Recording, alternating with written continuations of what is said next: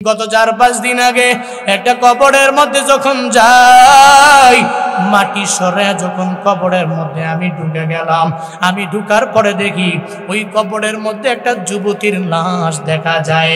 শয়তানের ধোঁকায় পড়ে গেলাম।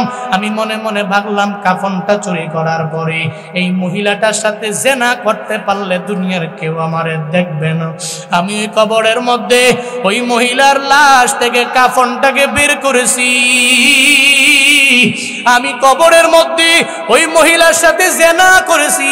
ও পয়গম্বর, জেনা করার পরে যখন আমি উঠবো, কাফনটা নিয়ে কবর থেকে যখন বের হয়ে আসবো, আমি যখন মাটি চাপা দিয়ে চলে আসবো, এমন একটা সময় যখন হয়ে গেল, কে যেন গায়েব থেকে আওয়াজ দেয়, একটা অদৃশ্য থেকে সাউন্ড আমি পেয়ে গেল। আমার ডেকে বলে, রে যুবক, তোর কি ঘরের মধ্যে মাও নাই? তোর কি ঘরের মধ্যে বোনও নাই?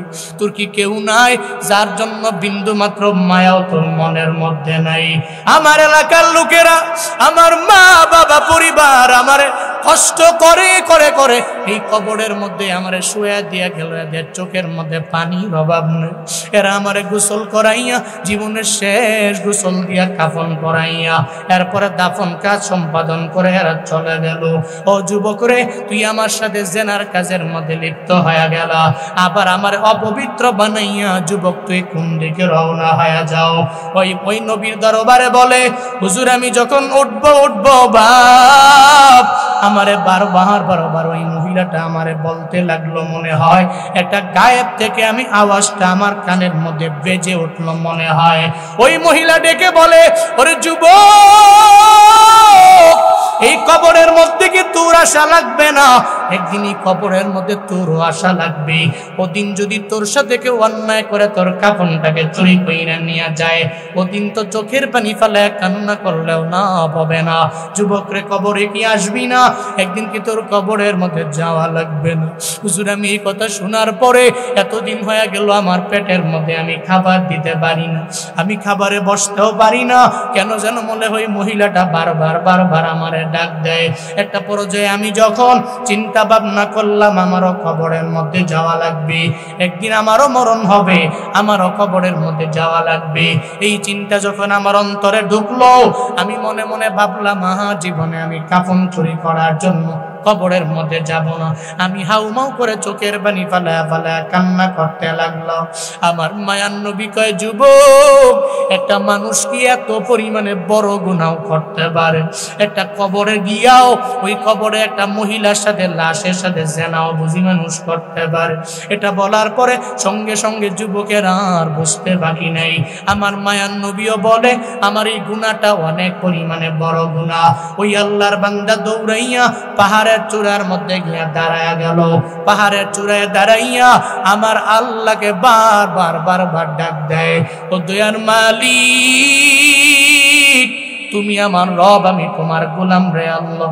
আমি অন্যায় করতে পারি, আমি গুনাহ করতে পারি, তুমি আমারে মাফ করে দিতে পারো। তুমি ছাড়া কেউ আমারে ক্ষমা করতে পারে না, তুমি ছাড়া কেউ আমারে মাফ করতে পারে না। ওই যুবকটা পাহাড়ের চূড়ায় দাঁড়ায় আমার রবের দরবারে আবদার জানায়। সমস্ত ইস্তিগফারদের একটা লিডার আছে, ওই লিডারের নাম হলো সাইয়্যিদুল ইস্তিগফার।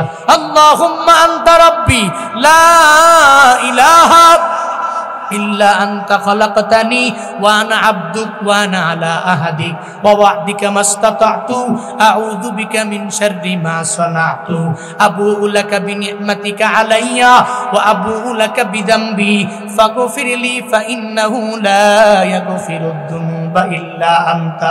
এই সাইয়্যিদুল ইস্তিগফারটা ওই যুবক পাহাড়ের চূড়ার মধ্যে দাঁড়ায়া বারবার কান্দে, আল্লাহকে ডেকে বলে, রে মালিক, দুনিয়ার সব মানুষ আমারে ফিরাইয়া দিলেও তুমি আমারে ফিরাইয়া দিতে পারো না। আমি গুনাহ করেছি, আমি অন্যায় লাইনে অগ্রগামী হয়ে গেলাম।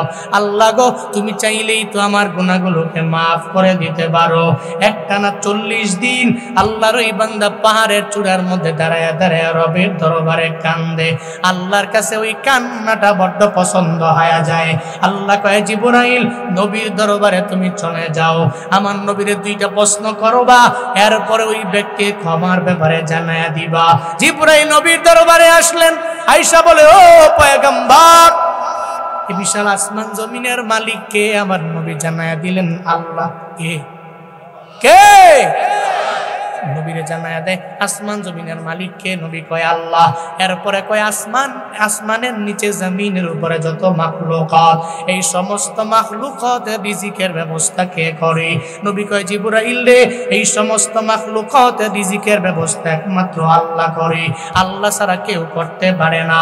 আপনারাই বলেন তো, এই গরিবেরা মাঝে মাঝে গরিব হওয়ার পরে রাগান্বিত হয়ে গেলেন, ক্ষুধান্বিত হয়ে গেলেন, মনে রাখবেন কোনো চিন্তা নাই, রিজিকের দায়িত্বভার আমার মাওলা আওয়ামী লীগের হাতে দেয় নাই, বিএনপির হাতে দেয় নাই, জামাতের হাতের মধ্যে দেয় নাই, হেফাজতের হাতে দেয় নাই, জাসদ বাসদের হাতের মধ্যে দেয় নাই, ডোনাল্ড ট্রাম্পের হাতে দেয় নাই, জো বাইডেনের হাতের মধ্যে দেয় নাই। রিজিকের দায়িত্বভার একজনের কাছে, চিল্লায়া বলো তার নাম। মায়ান নবী বলে সাহাবায়ে কেরাম রিজিক নিয়ে কেন চিন্তা করো? রিজিক নিয়ে চিন্তা করা কইরা কোনো লাভ নাই। কেন চিন্তা করো? একটা পাখির দিকে তাকায়া দেখ, ওই পাখিটা সকালবেলা ঘর থেকে বের হয়ে গেল, সকালবেলা ঘর থেকে বের হয়ে যায়, ওই পাখির ঘরের মধ্যে পাখির ছানা আছে, সারা দিন লাগায়া লাগায়া ঘুরে, এরপরে রাতের বেলা আবার ঘরের মধ্যে বাচ্চাদের জন্য খাবার নিয়ে ফিরে। ও সিরাজগঞ্জের মুসলমান, আমার একটু বলো না, এই যে পাখিটা ছানার জন্য খাবার নিয়ে যায়, তার বাচ্চার জন্য খাবার নিয়ে যায়, কয়দিন আমি আর আপনি খাবার দিলাম? জিবরাইল কয় নবী, যে আল্লাহ আসমানের মালিক, যে আল্লাহ হলো জমিনের মালিক, যে আল্লাহ সবার রিজিকের ব্যবস্থা করে, ওই আল্লাহ কি এই যুবকের ছোট্ট একটা গুনাহ কি মাফ করতে পারে না? যদি এটা বড় গুনাহ করতে পারে, আল্লাহ চাইলে কারো কাছ থেকে পারমিশন নেওয়া লাগবে না। এবার জিবরাইল কয় নবী যান যান, যুবকেরে আপনার দরবারে আনেন। যুবকেরে আনা হলো, মায়ান নবীরে বলা গেল, এ নবী আমার, এই যুবকেরে জানায়া দেন, যুবক 40 দিন লাগায়া পাহাড়ের চূড়ার মধ্যে দাঁড়াইয়া এত যে কান্নাকাটি করলো, তারই কান্নাকাটি আমার রবের দরবারে কবুল হয়ে গেল, আমার রবের দরবারে গ্রহণযোগ্য হয়ে গেল। ওই যুবকের এত বড় গুনাহ আমার মাওলার কাছে কান্না করার কারণে আল্লাহ তার গুনাহগুলো মাফ করে দিয়েছে। বলেন সুবহানাল্লাহ। 40 বছরের নবুয়ত পাওয়ার আগে আমার মায়ান নবী সত্যবাদী। নবীর মতো আল্লাহ আমিন কেউ নাই। নবীর আল আমিন উপাধি কাফেররা দলে দলে নবীর দরবারে আইসা নবীর আচরণ দেখে আল আমিন উপাধি এরাই দিয়া দিল। কই মুহাম্মদের মতো আল আমিন বিশ্বাসী এই দুনিয়ার মধ্যে আর কেউ হতে পারে না, 2 নাম্বার কেউ হতে পারে না। সব টাকা পয়সা নবীর দরবারে নিয়ে যায়, এই টাকা পয়সাগুলো নিয়ে নবীর দরবারে আমানত রাখে, বলে সবাই মাইরা দিলেও মায়ান নবী মারতে পারে না, মানে মুহাম্মদ মারতে পারে না। আবু জাহালের দরবারে যায় না, উতবার দরবারে যায় না, সাহেবার দরবারে যায় না। নবীর কাছে আমানত রাখেন, কারণ জানে মুহাম্মদ জীবনে কোনোদিন আমানতের খেয়ানত করতে পারে না। সব লোকেরা আমার নবীরে আল্লাহ আমিন বলল, নবীরে সত্যবাদী বলল, নবীর ব্যাপারে ভালো টেক যতন লাগায়া দিল। হঠাৎ করে হেরা গুহায় আমার মায়ান নবী যখন ধ্যান করলেন, জিব্রাইল আসলেন, নবীরে চাপ দিলেন, বললেন ইকরা, নবী পড়ুন। নবী বলে আমি পড়তে পারি না। যেই হেরা গুহা থেকে ইসলামের প্রচার, মায়ান নবী হেরা গুহা থেকে নাইমাইশা সঙ্গে সঙ্গে নবী দাওয়াত দিতে লাগলেন। গোপনে গোপনে দাওয়াত। আবু জাহাল তো আমার নবীর কথা মানতে রাজি না, উতবা নবীর কথা মানতে রাজি না, সাহেবা ওয়ালিদ ইবনে মুগিরারা আমার মায়ান নবীর কথা মানতে রাজি না। এরা অবাক হয়ে গেল, যেই মুহাম্মদের এতদিন পর্যন্ত ভালো মনে করলাম, এখন দেখি মুহাম্মদের মতো খারাপ আর এই দুনিয়ার মধ্যে কেউ নাই, কারণ সে আমাদের ধর্মের মধ্যে চুনকালি মাখায়া দিল। আবু জাহালের স্বার্থের মধ্যে বড় আঘাত লেগে গেল। স্বার্থে আঘাত লাগলে তো আবু জাহালের মাথাও গরম হয়ে গেল, উতবার মাথাও গরম হয়ে গেল। সাহেবার মাথাও গরম, ওয়ালিদ ইবনে মুগিরার মাথাও গরম। এখন কয় মুহাম্মদের দল বেড়ে যাবে, আমাদের দল ছোট হয়ে যাবে, কারণ আবু জাহালের চরিত্র ভালো না, আমার মায়ার নবীর চরিত্র ভালো কি ভালো না? হ্যাঁ, আবু জাহালের চরিত্র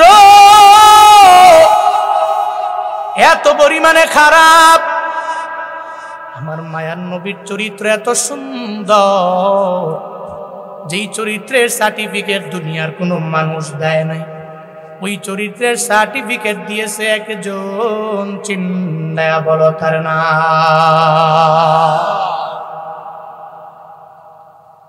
আবু জাহালের মাথা গরম হয়ে গেল, মুহাম্মদের দলের মধ্যে লোকের অভাব নাই, আমার দলের মধ্যে লোক থাকবে না, সব মুহাম্মদের দলের মধ্যে চলে যাব। একটা পর্যায়ে রাগান্বিত ক্রোধান্বিত হইয়া আমার নবীর ব্যাপারে বলতে লাগলো, এই মুহাম্মদ, তুমি কবি, তুমি গণক, তুমি বানায়া বানায়া কথা বলা পছন্দ করো বেশি। একটা পর্যায়ে আমার মায়ার নবীরে বলতে লাগলো, তুমি হলো জাদুকর, তুমি জাদু ছাড়া কোনো কিছু দুনিয়ার মধ্যে বুঝো না, তুমি যাই বানায়া বানায়া বলো, বারবার তোমার আল্লাহর নামে তুমি বলো। একটা পর্যায়ে আমার মায়ার নবী আর মুসলিম যেই সমস্ত সাহাবায়ে কেরাম, এদের সাথে খারাপ আচরণ যখন আরম্ভ করে দেয়, আবু জাহাল, উতবা, সাইবা, ওয়ালিদ ইবনে মুগিরা এরা খারাপ আচরণ যখন করতে লাগলো, এমন একটা হালাতে আমার মায়ার নবীরে যখন বারবার খারাপ ঠেক লাগায়, আবার পাশাপাশি আমার মায়া নবীর উপরে উটের নারী বুড়ির এই সমস্তগুলো আমার নবীর উপরে চাপায়া দেয়। নবী সুন্দর করে দাঁড়াইতেও পারে না, বিভিন্ন সময়ে নবী কথা বললে ঠাট্টা করে, বিদ্রোহ করে, উপহাস করে। আমার মায়ার নবী এক জায়গা থেকে যখন আরেক জায়গায় যায়, আবু জাহালেরা আমার নবীরে, এদের দল বলে যাইয়া আমার নবীর উপরে পাথর মারে। নবী এই বিদ্রোহ দেখে নবী নিজে ভেঙ্গে পড়লেন, হতাশার মধ্যে পড়ে গেলেন। আল্লাহ কয়ে, জিবরাইল, আমার নবী হতাশায় পড়লে হবে না, আমার নবী বিপদের মধ্যে পড়ার পরে ডিপ্রেশনের মধ্যে নবী পড়তে পারে না। ও জিবরাইল, যাও আমার নবীর দরবারে সূরা ইনশিরাহ নিয়ে যাও, আর নবীরে গিয়া জানায়া দাও, চিন্তা করার দরকার নাই, আমি আমার মায়ার নবীর দাম এত পরিমাণে বাড়ায়া দিলাম।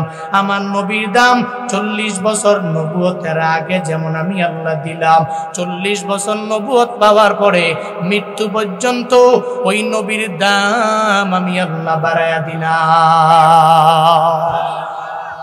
যাও, যে নবীরে কও, চিন্তা করার দরকার নাই, আবু জাহালটা কামিয়ে গেলি, উতবার কামিয়ে গেলি, সাহেবার কামিয়ে গেলি, ওয়ালিদ ইবনে মুগিরার কামিয়ে গেলি, এদের নাম নেওয়ার মতো কেউ থাকবে না। কিন্তু আমার নবীর তো সম্মান আমি বাড়াবো, মর্যাদা আমি বাড়াবো, সম্মান তো আমি বাড়াবো।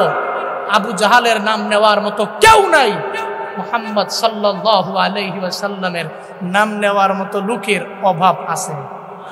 কথা বলতে হবে, অভাব আছে। আল্লাহ কয়, নবী আমার চিন্তা নাই, সব দলের লোকের আপনাকে বারবার বারবার কটূক্তি করার পর আপনি চিন্তা করবেন না। সূরা ইনশিরাহর মধ্যে আমার আল্লাহ প্রথমেই হামজা ইস্তেফহামের মাধ্যমে 3টা আয়াতের মধ্যে আমার আল্লাহ প্রথমেই জানায়া দিলেন, আলাম নাশরাহ লাকা সাদরাক। আল্লাহ পাক বলেন, ও পয়গম্বর, আমি কি আপনার বক্ষটাকে প্রশস্ত করে দেই নাই আপনার জন্য? আমি আল্লাহ আপনার বক্ষটাকে কি প্রশস্ত করে দেই নাই? আল্লাহ পাক বলেন, আপনার শরহে সদর আমি আল্লাহ করলাম, শক্কে সদর আমি আল্লাহ করে ফেললাম। আমি আল্লাহ আপনার শরহে সদর, শক্কে সদরের মাধ্যমে আমি আল্লাহ আপনাকে ওহী দিয়া জ্ঞানী বানাইলাম। এক কথায় ওহীর জ্ঞানের মাধ্যমে আমি আল্লাহ আপনাকে এত পরিমাণে জ্ঞানী বানাইলাম। দুনিয়াতে যত শিক্ষিত মানুষ আছে, সব শিক্ষিতদের শিক্ষিত হলো আমার মায়ার নবী। ওই নবীর চাইতে দামি আর কেউ হতে পারবে না রে বাবা, ওই নবীর চাইতে শিক্ষিত আর কেউ হতে পারবে না। আল্লাহ কয়, নবী আমার ওহীর জ্ঞানের মাধ্যমে আমি আল্লাহ আপনারে জ্ঞানী বানাইলাম। আমার নবীর দুনিয়ায় কোনো শিক্ষক নাই, নবীর শিক্ষক একজন, চিল্লায়া বলো তার না। আল্লাহ পাক বলেন, নবী আমার, আমি রব হলাম আপনার শিক্ষক। আল্লাহ পাক বলেন আমি কি আপনার সরহে সদর করলাম না, মানে আমি আল্লাহ আপনার বক্ষটাকে কি প্রশস্ত বানাই নাই, বরং আপনার বক্ষকে আমি আল্লাহ প্রশস্ত করলাম, প্রশস্ত দিয়া ভরপুর করে দিলাম। শুধু তাই না, আমি আল্লাহ আপনাকে এমন নবী বানালাম যেই নবীকে আমি আল্লাহ সরহে সদর করার মাধ্যমে, মানে সিনা চা করানোর মাধ্যমে এত পরিমাণে আমি আল্লাহ পবিত্র বানায়া দিলাম। আল্লাহ কয় আমি আল্লাহ সারা দুনিয়াতে এমন কোনো মানুষ নাই যেই মানুষটা চাইলে একটা মানুষের সিনা চাক করতে পারে, তার হৃদয়টাকে বের করে পবিত্র বানাইয়া, আবার হৃদয়টাকে বুকটাকে সিরা, আবার ওই বুকের ভিতরে হৃদয়টাকে ঢুকায় আবার সেলাই করতে পারে। এটা দুনিয়ার কোনো মানুষ পারবে না, কারণ এটা হৃদয়টা এমন হৃদয় যেই হৃদয়ের ভিতরে এমন রোগ আছে এমন না, বরং ওই হৃদয়ের মধ্যে রক্তপিণ্ডগুলা গুনায় দ্বারা ভরা, খারাপি দিয়া ভরা। আমি আল্লাহ সিনা চা করানোর মাধ্যমে আপনার হৃদয় থেকে সব খারাপ রক্তপিণ্ড বের করে দিলাম, সব খারাপ রক্তপিণ্ড আমি বের করেছি আপনার ভিতর থেকে। আমি কি আপনার সরহে সদর, আপনার সিনা চাক, আপনার বক্ষ কি প্রশস্ত আমি কি করিনি? কে বলতেছেন? আরো জোরে বলতে হবে, কে বলতেছেন? কাকে বলতেছেন? আপনি উঠছেন কেন? কই যান? জিজ্ঞেস করেন উনি কই যায়? হ্যাঁ, এক নাম্বার না, এক নাম্বার হলে যাওয়া যাইব, নাহলে দুইটা বয় দিব।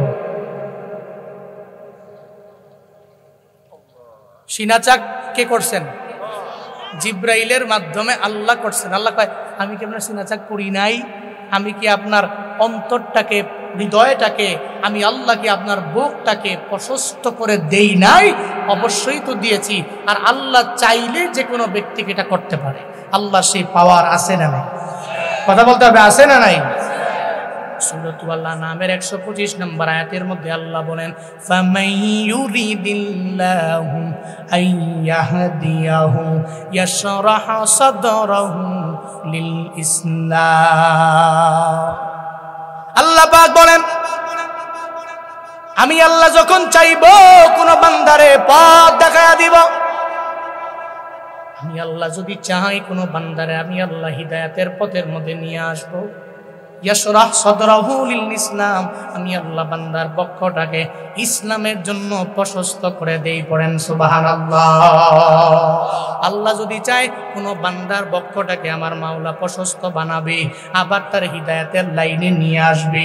একমাত্র আমার আল্লাহ চাইলেই তো সম্ভব। দুনিয়ার সমস্ত মানুষেরা চাইলেও সম্ভব হবে না, কারণ হিদায়াতের লাইনে তো আল্লাহ আনতে পারে, নবী আনতে পারে না। দুনিয়ার কোনো সাহাবায়ে কেরাম আনতে পারে না, দুনিয়ার কোনো ওলি আনতে পারে না, দুনিয়ার কোনো কুতুবেরা হিদায়াতের লাইনে আনতে পারবে না। আমি বক্তা কেন, দুনিয়ার সব স্কলাররা যদি আপনারা আইসা বারবার বয়ান করে এই মানুষেরা নামাজ কেন পড়ো না, কেন রোজা রাখো না, কেন আমলের লাইনে অগ্রগামী হয়ে যাও না, বক্তা কেন, দুনিয়ার সমস্ত পীরেরাও যদি আইসা বয়ান করে ওই পীর হেদায়াত দিতে পারবে না, কারণ হেদায়াত দেওয়ার মালিক পীর না, হেদায়াত দেওয়ার মালিক একজন, চিল্লায়া বলো তার নাম। হযরতে বেলালের দিকে দেখো, যেই বেলাল এত পরিমাণে দামি হয়ে গেল। বেলাল কালো হওয়ার পরে হযরতে বেলালের দাম এত পরিমাণে আল্লাহ বাড়ায়া দিলেন। কত পরিমাণে দাম বেড়ে গেল। নবীজি মেরাজে গেলেন, যা শুনে রে কার জানি হাঁটার আওয়াজ। নবী কয় জিবরাইল কার হাঁটার আওয়াজ পাওয়া যায়? নবী গো হযরতে বেলালের হাঁটার সাউন্ড পাওয়া যায়। যেই বেলাল দামি হয়ে গেল, কিন্তু নবীর বাড়ি থেকে আবু জাহালের বাড়িটা দূরত্ব অনেক বেশি বাবা, এমন না। কত দাঁড়ে উমরা করার জন্য যারা গেছে তারা জানে যখন তাওয়াফ করলেন 7টা চক্কর দেওয়ার পরে সাফা মারওয়া, মারওয়া টু সাফা, সাফা মারওয়া, মারওয়া টু সাফা, এরপরে সাফা টু মারওয়া। এই যে 7টা তাওয়াফ করার পর, তাওয়াফ দেওয়ার পরে আবার 7 বার চক্কর, সাফা টু মারওয়া, মারওয়া টু সাফা, সাফা টু মারওয়া, মারওয়া টু সাফা। এরপরে সাফা টু মারওয়া যায় যখন আপনার 7টা চক্কর শেষ হয়ে গেল, এরপরে মুআল্লিমেরা বলে, এই হাজিরা এতক্ষণ লাগায় তাওয়াফ করলা, সাই করলা, এখন একটু ব্যাগ আসটিনি, একটু ওয়াশরুমে যাওয়ার জন্য প্রয়োজন আছে না নাই? কয় আছে। কয় একটু যাও, একটু দূরে গেলি হাম্মাম আবি জাহাল পাওয়া যাবে, ওইটা আবু জাহালের বাড়ি, ওই জায়গার ভিতরে যায় তুমি ওয়াশরুমের চাপ না আসলেও ইচ্ছা করে হলেও প্রস্রাব করো, আর না হয় 2 নাম্বার করো। আবু জাহালের বাড়িটা থেকে আমার মায়া নবীর বাড়ি কত পরিমাণে নিকটে জানোনি? এত অল্প জায়গা, এই অল্প জায়গা হওয়ার পরেও মায়া নবী দাওয়াত দিয়ে দিলেন, কিন্তু আবু জাহালের কপালে হিদায়াত নাই। বেলাল এত দূর থেকে আইসা নবীর হাতে কালেমা পইরা দামি হয়ে যায়। এর মানে বোঝা গেল কাছে হইলে, দাঁড়ে হইলেই ওই ব্যক্তি হিদায়াত পাবে এমন না, কারণ হিদায়াত দেওয়ার মালিক কে? আরো জোরে বলতে হবে কে? এটা আল্লাহ পথ দেখাইতে হবে। আর আল্লাহ যারা চায়, ইউরিদিল্লাহু আইয়াহদিয়াহু ইয়াশরাহ সাদরাহু লিল ইসলাম, আল্লাহ তারে চায় সম্মান দিবে, আল্লাহ তারে চায় ইজ্জত দিবে। আল্লাহ যদি চায় দুনিয়ার কোনো ব্যক্তি পারবে না ঠেকাতে, আল্লাহ যদি না চায় দুনিয়ার কোনো ব্যক্তি এটাকে কোনোভাবে দিতে পারবে? আল্লাহ পাক বলেন, পয়গম্বর আমি যখন চাই ওই বান্দাগুলোরে আমি আল্লাহ হিদায়াতের লাইনে নিয়ে যাই। সব ক্ষমতা আমি রবের হাতে, দুনিয়ার কোনো মানুষের হাতের মধ্যে আমি আল্লাহ দেই নাই। মনে রাখবা, কারো অনেক জনপ্রিয়তা থেকে জীবনেও কোনো হিংসা করা যাবে না। মিজানুর রহমান আল আজহারি আমার বাংলাদেশের সম্পদ, আল্লাহ পাক তার এত পরিমাণে সম্মানী বানাইল, আল্লাহ পাক তার ইজ্জত এত পরিমাণে বাড়াইয়া দিল রে বাবা। এই যে গতকালকের কক্সবাজারের পেকুয়ার প্রোগ্রাম দেখলে এটা কল্পনাই করা যায় না। একটা মানুষের জন্য যুবকেরা এত পরিমাণে পাগল হতে পারে। বাংলা ভাষাভাষী মানুষেরা সারা বিশ্বের যে কোনো প্রান্তে আসে না কেন, সব এই মানুষটার জন্য পাগল পাড়া হয়ে যায়। এই যে গতকালকের আগের দিন আমার প্রোগ্রাম তো ছিল বগুড়ায়, ওখান থেকে শেষ করে যখন আমি ঢাকায় যাব গাজীপুরের আগে, হঠাৎ করে চা পান করার জন্য আমি এক জায়গায় নামলাম। আমারে বলতেছে, হুজুর আজারির মাহফিলে যাবেন কিনা আমারে বলেন, যদি যান আপনার গাড়ি দিয়ে আমারে নিয়ে যান। একটা চায়ের দোকানদার এই হুজুরের জন্য এত পরিমাণে পাগল পারা কেন? আবার এগুলা দেইগা আমগো বাংলাদেশে সুন্নি নামধারী কিছু আলেম আছে, নিজের সুন্নি মনে করে, দেখবেন মাঝে মাঝে দেখবেন বিভিন্ন জায়গায় জায়গায় গিয়া বলে, ওই অনেক বেশি মানুষ হইলে তো কবুল। এ বিষয়টা এমন না, মানুষ আছে মাত্র 20 জন, এই 20 জনের ভিতরে একজনে যদি ভালো হয় তাহলে কবুল হয়ে যাবে। কারবালার ময়দানের উদাহরণ দিয়া আজারি সাহেবের মাহফিলের ব্যাপারে কটূক্তি করে। এরা যতই হিংসা করবে, এদের হিংসায় বিন্দু মাত্র পরিমাণ কোনো লাভ হবে না, কারণ এই সম্মান, এই প্রতিপত্তি, এই মর্যাদা দুনিয়ার টাকার দ্বারা নয়। এই সম্মান একজন দেয়, চিন্তা বলো তার না। সম্মান দেওয়ার মালিককে কে দেয়? আল্লাহ চাইলে কোনো বান্দারে সম্মান দিয়া বড় বানাইতে পারে গোলাম। আল্লাহ চাইলে কোনো বান্দার ইজ্জত দিয়ে আমার মাওলা বড় বানাইতে পারে। এই জন্য আমি যদি বলি ওনার জনপ্রিয়তা তো আমার নাই, এখন যদি আমি হিংসা করি তাইলে তো আমি হিংসাকারী হয়ে গেলাম, আমি তো হাসাদ করনেওয়ালা একজন হাসেদ হয়ে গেলাম। এতে বিন্দু মাত্র পরিমাণ লাভ নাই, কারণ এটা দুনিয়ার কোনো মানুষ দিতে পারে না, আমার আল্লাহ দেয়। এই জন্য তো আমরা আরো দোয়া করি, আল্লাহ আজারির মতো এমন সম্পদ বাঁচায় রাখো, আল্লাহ তার নেক হায়াত দান করুক। সকলে পড়ি আমিন। আরো জোরে পড়ে না আমি। আল্লাহ কয়, নবী চিন্তা করেন কেন? আমি তো যারই ইচ্ছা তারে হিদায়াতের লাইনে আইনা এরপরে তার সিনাটাকে, তার বক্ষটাকে ইসলামের জন্য প্রশস্ত করে দিই। আল্লাহ পাক বলেন, নবী আমার আমি কি আপনার সিনা চাক করি নাই? বক্ষটাকে আমি মাওলা কি প্রশস্ত বানায়া দেই নাই? মায়ান নবীর যখন 4 বছর, চতুর্থ বছর বয়সের মধ্যে আল্লাহ পাক নবীর দরবারে জিবরাইল পাঠায়া দিলেন। হ্যাঁ জিবরাইল, যাও যাও আমার নবীর দরবারে যাও, আমার নবীর কাছে যাইয়া নবীর বুকটাকে ছিঁড়ে ফেলো, এরপরে হৃদয়টাকে বের করে দাও। এই হৃদয়টাকে বের করে ওই হৃদয় থেকে যত শয়তানি রক্তপিণ্ডগুলো আছে এই সব রক্তপিণ্ডগুলো বের করে দাও। এরপরে হৃদয়টাকে ধুয়ে মুছে আমার নবীর বুকটাকে বুকের ভিতরে ঢুকাইয়া আবার বুকটাকে সেলাই করে তুমি চলে আসো। 4 বছর বয়সে নবীর দরবারে আসলেন, আমার তোমার দরবারে তো আসেন নাই জিবরাইল, আমার সিনাটাকেও তো সাকও করেন নাই। এ কারণে দেখেন না মাঝে মাঝে দেখবেন শয়তানে ধোঁকা দেয়, এই ওয়াজ মাহফিলে কেন বইসা রইলা? 30 মিনিট বয়ান শোনার পরে কেন তুই ওইটা বাড়ির মধ্যে যাস না? এই হুজুরের বয়ান শুই না কোনো লাভ নাই, এই হুজুরের ইলিম নাই, হিলিম নাই, আমল নাই, শুই নাও লাভ হবে না। শয়তান এসে দেখবেন একটু পরে বারবার পিন মারবে। কেন মারবে না? কারণ আপনার হৃদয় থেকে তো শয়তানি রক্তপিণ্ডগুলোকে ধুয়ে মুছে সাফ করা হয় নাই। একমাত্র নবীর কাছ থেকেই আল্লাহ পাক সিনা চাক করানোর মাধ্যমে নবীরে প্রথমবার জিবরাইল পাঠাইলেন।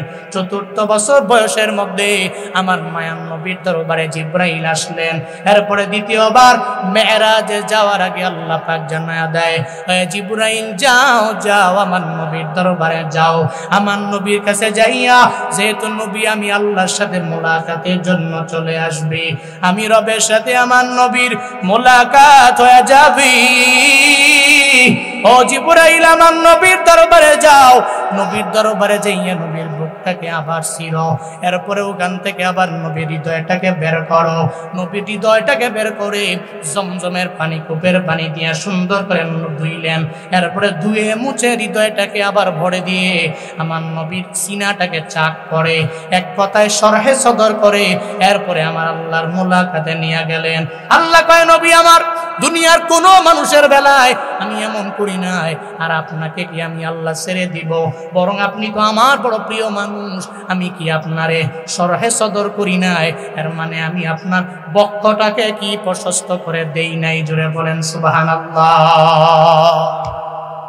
আমি কি আপনার বক্ষকে প্রশস্ত করে দেইনি? এরপর 2 নম্বর আয়াতে আল্লাহ পাক বলেন, ওয়া ওয়াদানা আনকা উইজরাকাল্লাযী আনকাদা যাহরাক। জোরে বলেন আল্লাহু আকবার।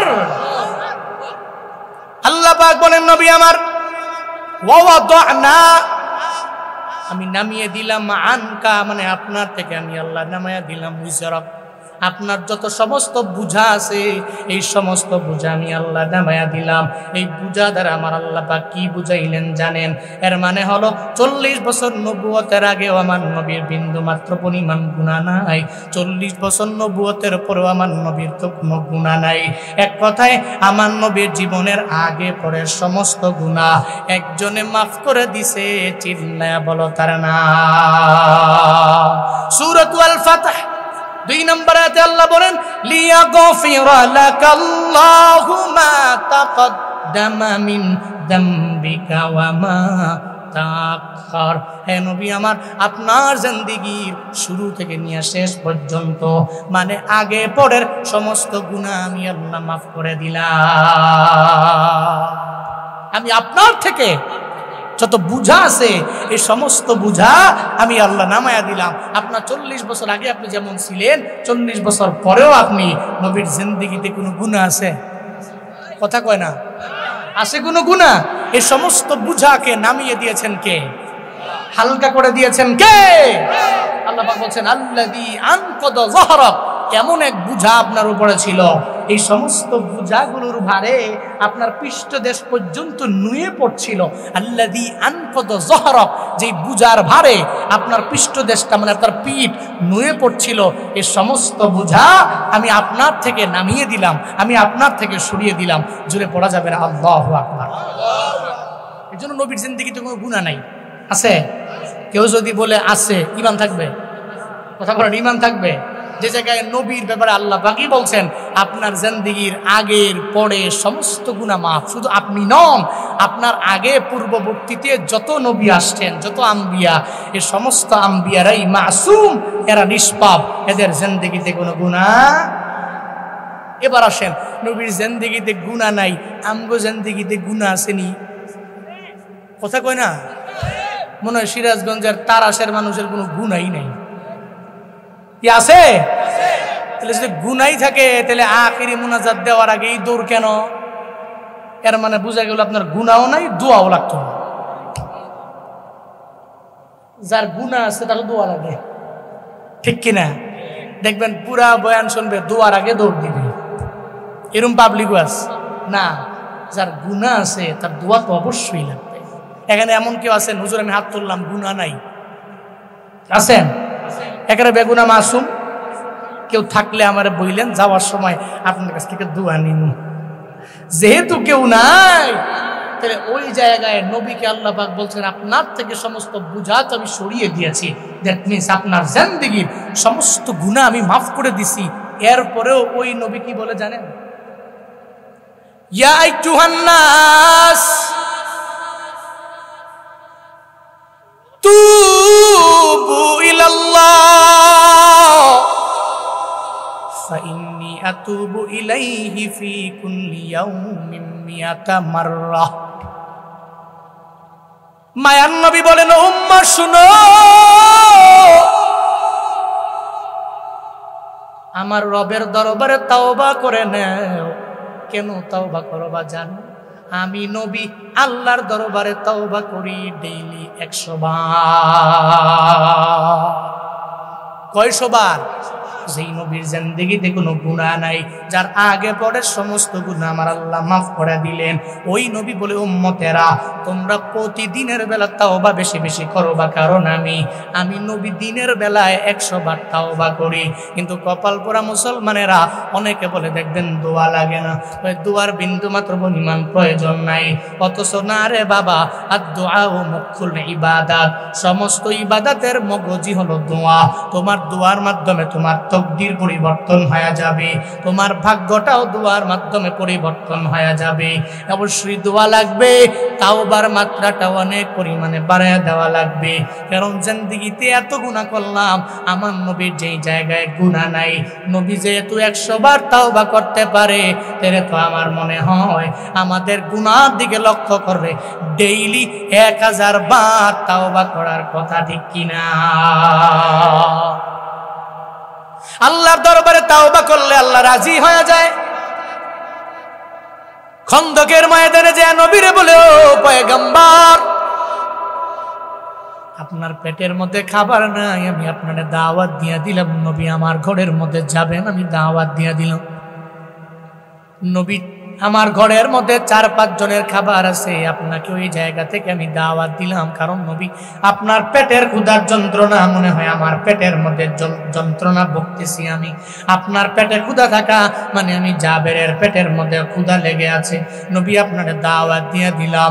সঙ্গে সঙ্গে মায়ার নবী এই দাওয়াত দেওয়ার পরে টিলার মধ্যে নবী উঠলেন, পাহাড়ের চূড়ার মধ্যে টিলার মধ্যে, ওইটাও যাতে জাবের নবী জানায়া দেয়, এই খন্দকের যুদ্ধে 1500 জন সাহাবা আমি তোমাদেরকে দাওয়াত দিলাম, আজকে জাবেরের বাড়িতে তোমাদের প্রত্যেকের দাওয়াত। জোরে বলেন সুবহানাল্লাহ।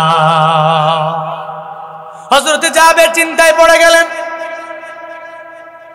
আমি নবীজিকে দাওয়াত দিলাম, মাত্র 4-5 জনের খাবার আমার ঘরের মধ্যে আছে, কিন্তু নবীজি চূড়ার মধ্যে গিয়া টিলার মধ্যে দাঁড়ায় নবী 1500 জন সাহাবাদের দাওয়াত দিয়া দেয়।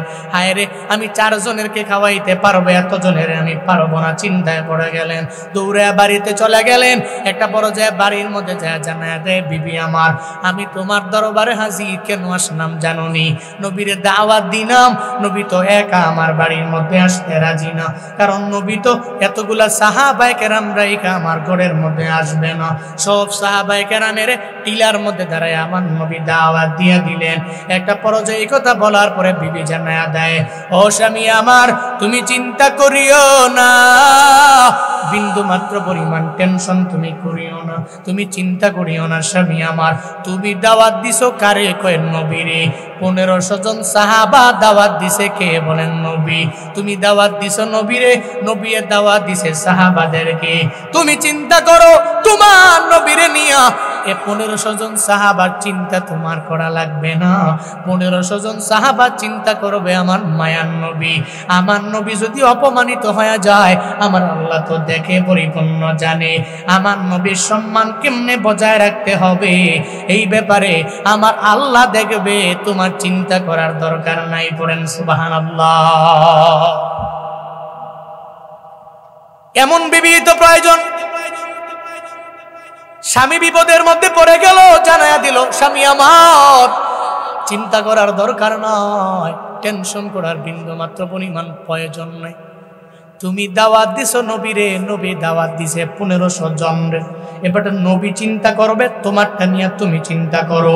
অন্য বিবিরা হইলে বলতো, এই ওই হুজুরে বলো, হুজুর যাতে না আসে, যা ধমক দিয়া হুজুরে বলো, হুজুরে একজন দাওয়াত দিলাম কেন 40 জন সঙ্গে করে নিয়ে আসলো। এই যে মাঝে মাঝে আমরা বয়ানের মধ্যে যাই, এমন খাবার দাবার কর্মেওয়ালা কিছু ব্যক্তিরে আমরা পাই, যদিও বলা ঠিক না।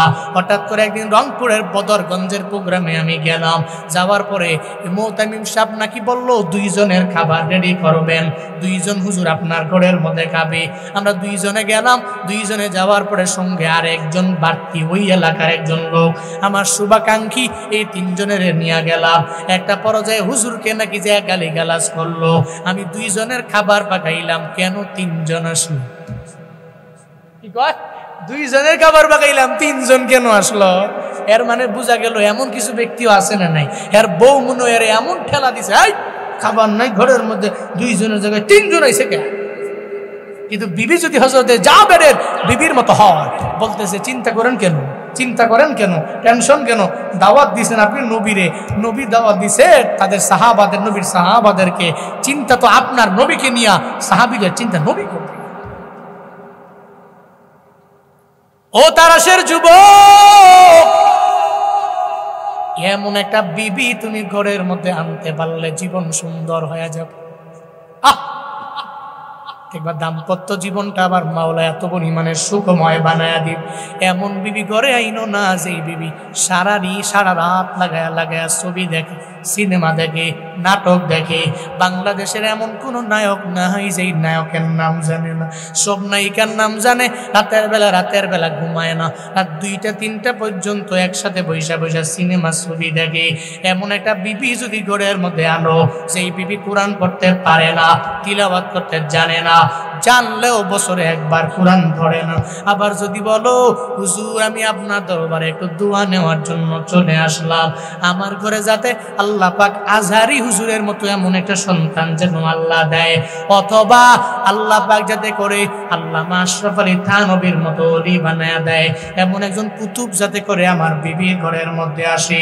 আমি তো বলি রে বাবা, সারা বিশ্বের সমস্ত মানুষকে নিয়ে যদি তুমি ফু দিয়া পানি ভরা খাওয়াও, তোমার বিবি যদি নামাজ না পড়ে, তোমার বিবি যদি পর্দা না করে, তোমার বিবি যদি অন্যায়ের লাইনে অগ্রগামী হয়ে যায়, তাহলে ওই ঘর থেকে জীবনে আজহারি আসবে না।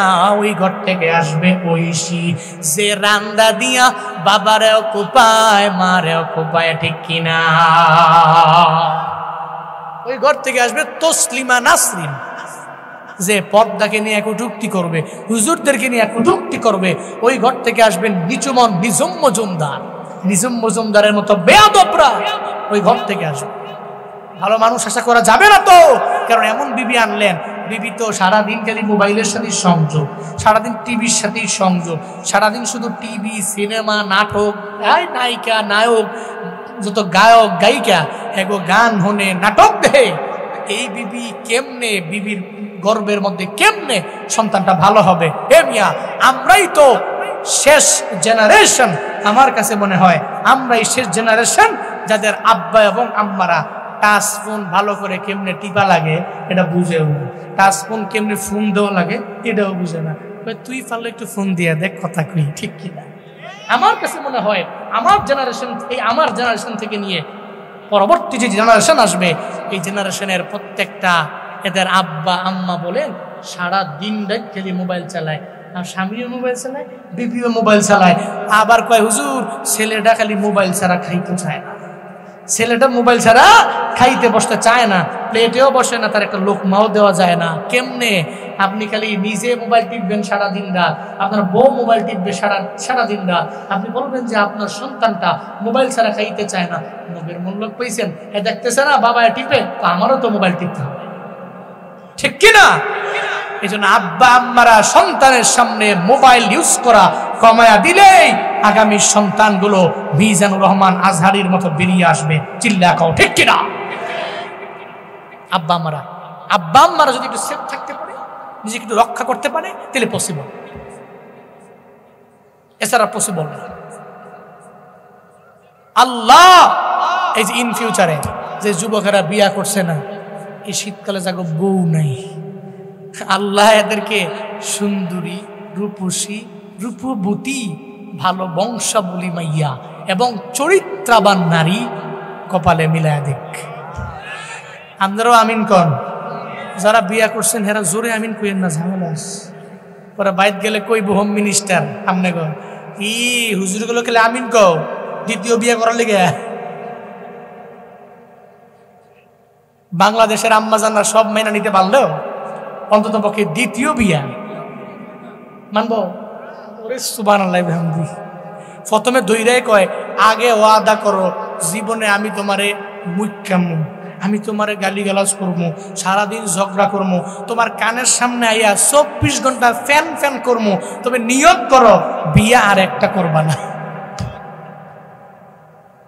ঠিক কিনা? সব মানতে রাজি, মাকার এটা মানতে রাজি। আল্লাহ যুবকদের ঘরের মধ্যে ভালো স্ত্রী দিয়া দাম্পত্য জীবনটা সুখময় বানায় দেন। সকলেই বলি আমিন, জোরে বলেন আমিন। হযরত জাবেরের বিবি জানাইয়া দিলেন, জাবের চিন্তা করার দরকার নয়, আমার নবীর দরবারে যাও, নবীর ব্যাপারে চিন্তা আপনি করেন। নবী চিন্তা করবে, 1500 জন সাহাবার চিন্তা নবী করবে।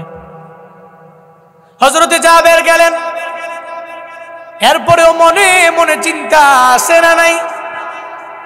ঘরের মধ্যে নবী যাবে, 1500 জন সাহাবা নবী যদি নিয়ে যায়, তাহলে 1500 জন সাহাবা নিয়ে গেলে কেমনে খাওয়াবো? যদি আমার আল্লাহ আজকে যদি আমাকে এত পরিমাণে বরকত যদি না দেয়, একটা মনের মধ্যে চিন্তা চলে আসলো, মনের মধ্যে কেন যেন একটা ভয় ভয় কাজ করতে লাগলো। একটা পর্যায়ে হযরতে জাবের যখন আমার মায়ার নবীর সামনে চলে গেলেন, আমার মায়ার নবী বলে, হযরতে জাবের তোমার কেন মনটা খারাপ, কেন মুখের মধ্যে চিন্তার একটা ভাব দেখা যায়, একটা টেনশনের ছাপ কেন দেখা যায়? আমার মায়ার নবী বলে, রে জাবের চিন্তা করার দরকার নাই, আমি জানি, আমি বুঝি, আমার আল্লাহ পাক আমারে জানায়া দিয়েছে তোমার ঘরের মধ্যে 4 জনের খাবার আছে, আমি 1500 জনের দাওয়াত দিয়ে দিলাম, চিন্তা করো না। আজকে আমি নবী গেলে এমন একটা বিষয় হবে, তোমার কোনো চিন্তা করা লাগবে না, টেনশন করা লাগবে না, আমার আল্লাহ এই খাবারের মধ্যে বরকত দিয়া ভরপুর বানায়া দিবে। নবী বললেন, এই জাবের চিন্তা নাই, চলো। 1500 জন সাহাবা নিয়া নবী বহর করে লাইন ধরে হযরতে জাবের রাদিয়াল্লাহু আনহু ওনার বাড়িতে গেলেন। বাড়িতে যাওয়ার পর নবী কয়, এই জাবের খাবারগুলো নিয়ে আস। দুইটাই তো, রুটি গোশত, রুটি গোশত নিয়ে আস। নবীর সামনে আনলেন। নবীজি আনার পরে ঢাকনাটা খোলো, সুবহানাল্লাহ জোরে পড়বেন না।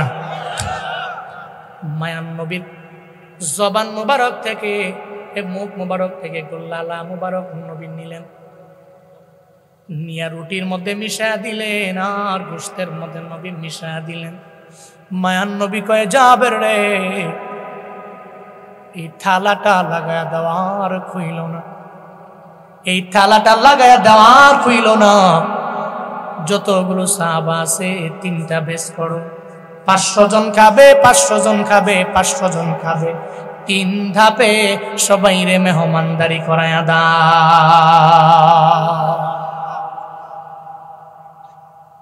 হযরতে জাবের ঢাকনা না খুলে খাবার দিতে লাগলেন। 500 জন যখন বসবে, দেখবেন মাঝে মাঝে বিয়ার মধ্যে গেলে চেয়ার যতটা থাকে অতজনই বসতে পারে। 2 বেশ খাওয়ায়, 3 বেশ খাওয়ায়, 4 বেশ খাওয়ায়, 5 বেশ খাওয়ায়, আর বেশি খাওয়ায় না। 1 বেশ পরে 1 বেশ, 1 বেশ পরে 1 বেশ বসায়। মায়ার নবী জানায়া দিলেন 500 জন প্রথমবারে খাবে, দ্বিতীয়বারে 500 জন খাবে, তৃতীয়বারে 500 জন খাবে। প্রথমবারে যখন 500 জন বসে গেল, হযরতে জাবের আমার মায়া নবীর সামনে হাজির হয়ে গেল। আয়েশা বলে, পয়গম্বর এই 500 জনের সঙ্গে আপনিও বসে যান। আমার মায়া নবী কয়ে, জাবের আমি 500 জনের সঙ্গে বসবো না, আমি সবার পরে বসে যাব। হযরতে জাবেরের মনে চিন্তা, আমার মায়ার নবী যদি না পায়, যদি 500 জন খাওয়ার পরে যদি শেষ হয়ে গেল, তাহলে নবীর মাধ্যমে এই সব সাহাবায়ে কেরাম আমার ঘরের মধ্যে আমি দাওয়াত দিলাম, আসল মানুষটাকে যদি আমি খাওয়াইতে না পারি, তাহলে তো আমার মনের মধ্যে কষ্ট চলে আসবে, আমার আল্লাহ আমার প্রতি হয়তো রাগান্বিত হয়ে যাইতে পারে। হযরতে জাবের বলে, ও পয়গম্বর আমার, আপনি বসে যান, আপনি বসে যান। আমার মায়ার নবী কয়, জাবের নে, আমি বসবো না, আগে 500 জনকে খাওয়ায়া দাও। 500 জনকে যখন খাওয়ানো শেষ হয়ে গেল, এরপরে দ্বিতীয়বারে আবার 500 জনকে বসানো হলো।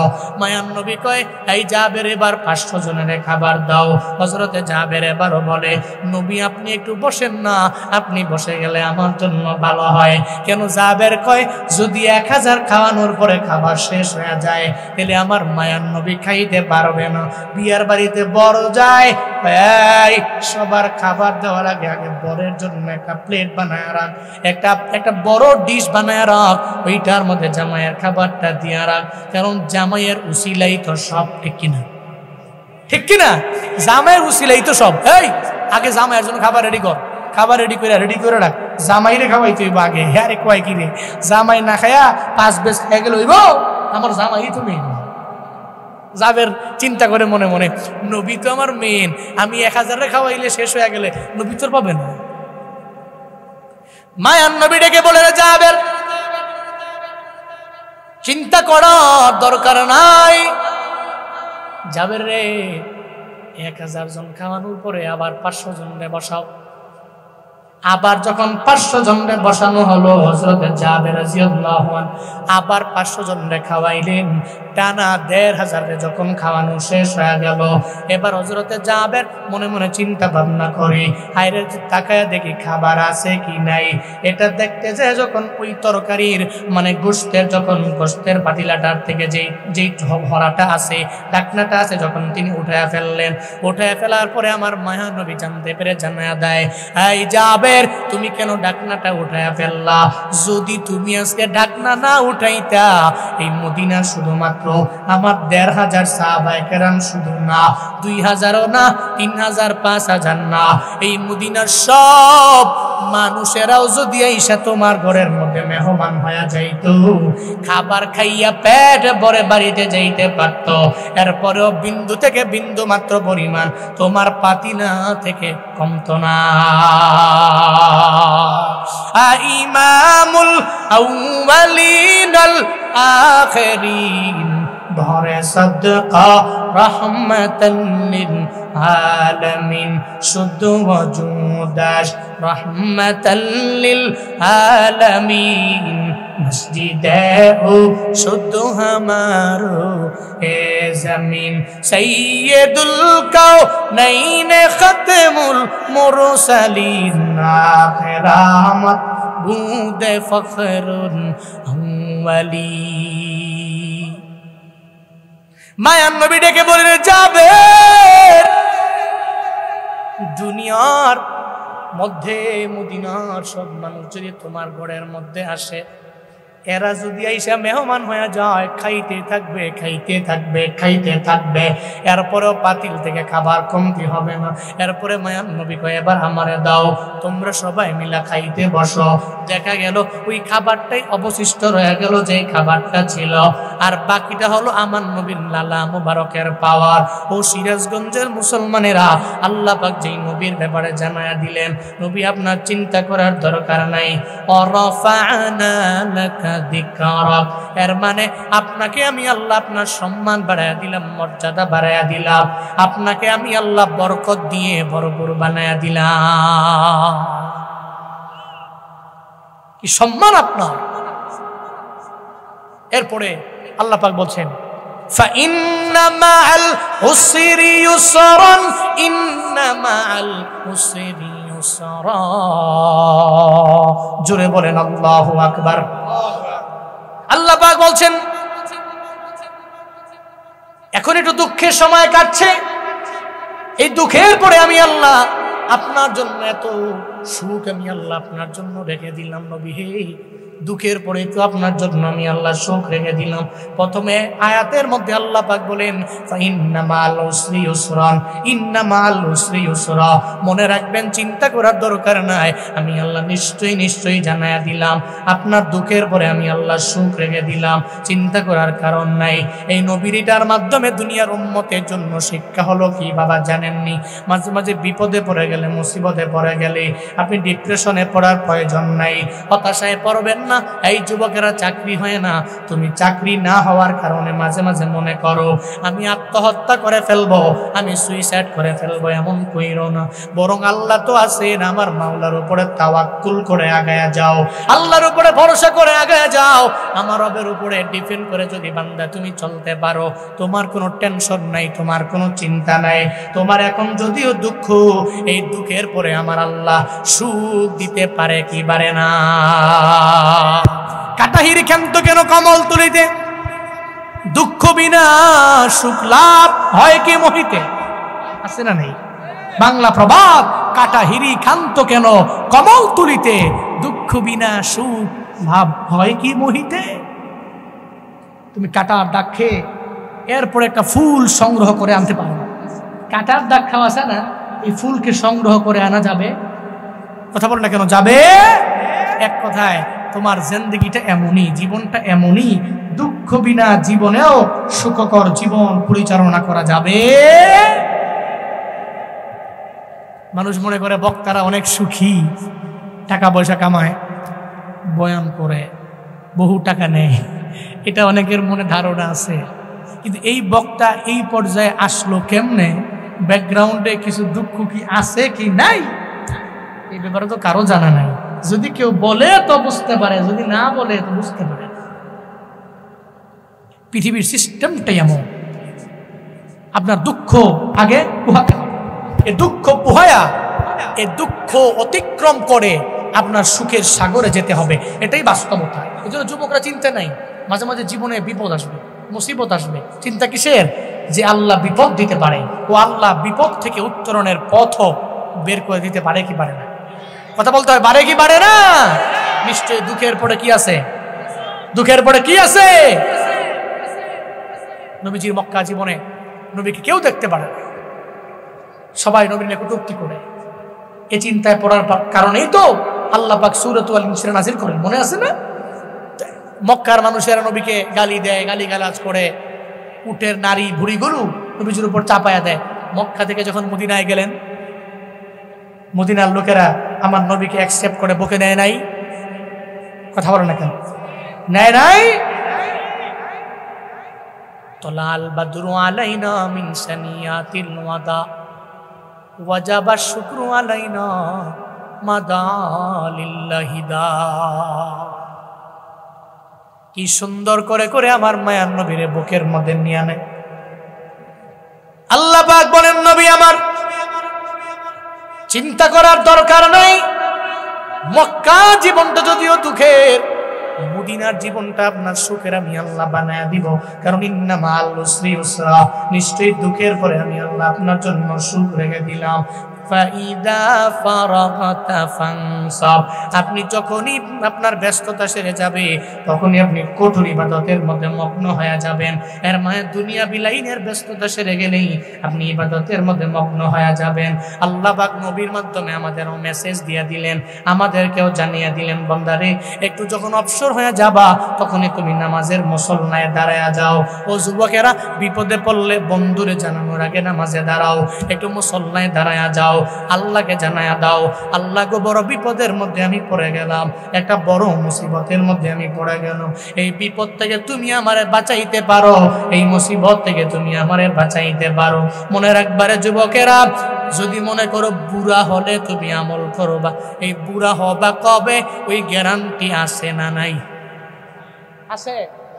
এই বুড়া হতে পারবেন, বুড়া হওয়া যাবে, এই গ্যারান্টি পৃথিবীর কোনো ব্যক্তি দিতে পারবে?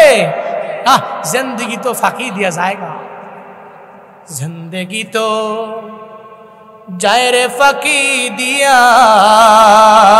রে, সোনার আদম জিন্দেগি তোর যায় ফাঁকি দিয়া, জিন্দেগি তোর যায় রে ফাঁকি দিয়া রে সোনার আদম জিন্দেগি তোর যায় ফাঁকি দিয়া। ও আদম রে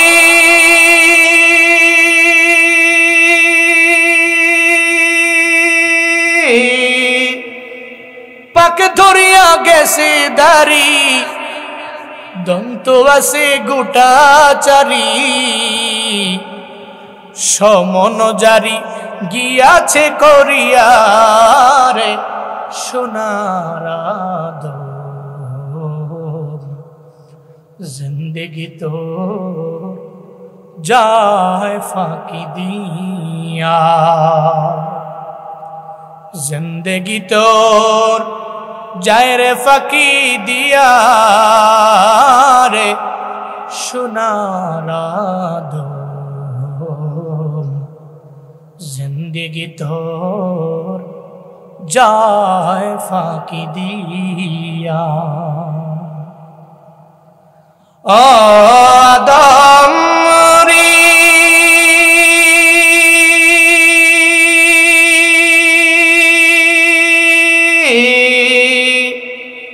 কামিনীর ওই কুলেতে কাল ঘুমেতে রইলি তুই, সারা নিশি কাটাইলি তুই ঘুমাইয়া ঘুমাইয়া।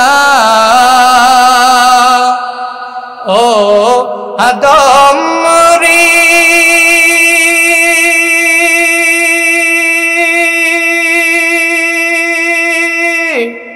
কামিনীর ওই কোলেতে কাল ঘুমেতে রইলি তুই, সারা নিশি কাটাইলি তুই ঘুমাইয়া ঘুমাইয়া রে সোনার আদম জিন্দেগি তো যায় ফাঁকি দিয়া, জিন্দেগি তোর যায় রে ফাঁকি দিয়া রে সোনার আদম জিন্দেগি তোর যায় ফাঁকি দিয়া, জিন্দেগি তোর যায় রে ফাঁকি দিয়া রে সোনার আদম জিন্দেগি তোর যায় ফাঁকি দিয়া। খেলায় খেলায় দুলায় দুলায় জীবনটা পার হয়ে যায় রে বাপ। ও তারাশের যুবক, মনে রাখবি একদিন মুরব্বী হওয়ার আগে আজরাইল তোমার দরওয়াজার সামনে হাজির হয়ে যাবে। ওদিন আজরাইলে বললে হবে না আমারে 5 বছর 10 বছর আমারে সময় দাও, ওদিন বললে বিন্দু মাত্র পরিমাণ লাভ নেই। এই যে বাংলাদেশের সাংস্কৃতিক সংগঠন একটা বড় আছে, নাম হলো কলরব, হোলি টিউনেদের গানগুলো যায়। গত রাতের বেলা জামালপুর থেকে নাশিদ শোনায় চলে গেল আহনাফ খালিদ, একজনের নাম আছে, কি সুন্দর গজল গায়। 2-3 দিন আগেও আমার মেসেজ দিল, ভাই কেমন আছেন, ভালো প্রোগ্রাম, কই কি সুন্দর কথা কয়। গত রাতের বেলা যখন বাসায় যাওয়ার জন্য একটা বাইক নিল, গুলিস্তান থেকে বাসায় যাবে, প্রতিমধ্যে যাওয়ার পথে এমন গুরুতর একটা অ্যাক্সিডেন্ট হয়ে গেল। আমি আজকেও ঘুম থেকে জাগার পরে আমি তার চেহারাটা দেখে চোখের পানি ধরে রাখতে পারি নাই। হায় রে, একটা মানুষের বুঝিয়েই হলো হায়াত মৌত, কেমন হলো, মানুষ কেমনে অসুস্থ হয়ে যায়, কেমনে পুইরা যায়, কেমনে মানুষ অ্যাক্সিডেন্ট করে মারা যায়। এই ছেলেটারে আমি নিজের চোখে তাকায়া দেখলাম 2 দিন আগে। এখন সবাই বলতেছে আইসিইউর মধ্যে ওরে নেওয়া হয়েছে। ও ওর বাঁচার গ্যারান্টি হলো মাত্র 3% বাকি আছে, মাত্র 3%। ডাক্তারেরাও বলে আশঙ্কাজনক, মনে হয় ওরে বাঁচানো যাবে না, মনে হয় ওরে বাঁচানো যাবে না। বাবারে তুমি কেন এত চিল্লাও, কেন এত দৌড়াও, কেন এত ভাবসাব নিয়ে দৌড়াও? তোমার তো মরণের বিন্দু মাত্র পরিমাণ গ্যারান্টি নেই। তোমার বাবায় দিতে পারবে না, তোমার মায়ে দিতে পারবে না, বিন্দু মাত্র গ্যারান্টি তোমার নাই। ও বাবারা, যে কোনো জায়গায় গেলে মরণ হয়ে যেতে পারে, যে কোনো টাইমে আমার তোমার মরণ হয়ে যেতে পারে। যেতে পারে কি পারে না? ওই পারে কি পারে না? এই যে মাহফিল শুনে বাড়ি যাবেন, এই বাড়ি যাওয়ার গ্যারান্টি আছে? কেউ দিতে পারবে? ডাক্তার বলতে পারবে? কেউ পারবে না। মরণের কেউ গ্যারান্টি নাই। দুনিয়ার কোন ব্যক্তি মরণের গ্যারান্টি দিতে পারবে না, কেউ পারবে না, কেউ পারবে না। মরণের গ্যারান্টি কেউ দিতে পারবে না। এই যে ঢাকা মাওয়ার অ্যাক্সিডেন্টটা তোমরা ফেসবুকের মধ্যে দেখলা, এটা বাইকের মধ্যে রওনা হয়ে গেল, কোথায় যেন যাবে এরা, টুল দেওয়ার জন্য। যখন বাইকের মধ্যে টুল দিবে, ছোট্ট একটা বাচ্চা আছে মাত্র 6 বছরের বয়সী বাচ্চাটা বাইকের মধ্যে বাবার সঙ্গে বসা, বিবিও বাইকের পেছনে বসা। বাচ্চাটা কয়, বাবা আজকে টুলটা আমি আমার হাতের মাধ্যমে দিব। কয়, বাবার অসুবিধা নাই, হাতের মধ্যে তোমার দিয়ে দিলাম, তুমি টুল দিবা, কোনো অসুবিধা নাই। যখন বাচ্চাটার হাতের মধ্যে টুলের টাকাটা দেওয়া হলো, বাচ্চাটা টুলের টাকাটা দিতেও পর্যন্ত পারল না। একটা বাস আইসা এই বাইকের এত পরিমাণে জোরে মাইরা দিল, ওই বাইকারটা চোখের পানি ফালায়া ফালায়া সাংবাদিকদেরকে বলে, আমার বাচ্চাটার 6 বছর বয়স, আমি তারে বললাম বাবারে টুলটা তুই দাও, যেহেতু তুই আবদার করলা, রিকোয়েস্ট করলা, তোর টাকাটা তুই আজকে দাও, টুলের টাকাটা তুই দাও। ওই বাচ্চাটা বাসের নিচে পড়ে অর্ধেকটা টুকরা হয়ে গেল, এমনকি বিবিটাও দুনিয়া থেকে বিদায় নিয়ে চলে গেল। শুধুমাত্র বাইকারটাকে আমার আল্লাহ দুনিয়ার মধ্যে বাঁচায় রাখলো। সামনে একটা প্রাইভেট কার, এই প্রাইভেট কারটাকেও ধুমড়ে মুচড়ে এমন একটা হালাত হয়ে গেল, ওই প্রাইভেট কার ধুমড়ে মুচড়ে গেল, প্রাইভেট কারের লোকগুলাও দুনিয়া থেকে বিদায় নিয়ে চলে গেল। এই যে দুনিয়ার জিন্দেগি, এই জিন্দেগি দেখার পরেও বান্দা তোমার কি মনে হয় না যে আমারও দুনিয়া থেকে বিদায় নিয়ে চলে যাওয়া লাগবে, আমি দুনিয়ার মধ্যে থাকতে পারবো না? এই নিয়ত করে আগায়া যাও, যখনই ফ্রি সময় পাবা নামাজের মুসল্লায় দাঁড়াও, একটু মুনাজাত দিয়ে রবের দরবারে আবদার জানাও, আল্লাহ গো আমারে তুমি এটা দিও, ওটা দিও, এটা দিও, অ্যাক্সিডেন্টে ফালায়া তুমি মাইরো না।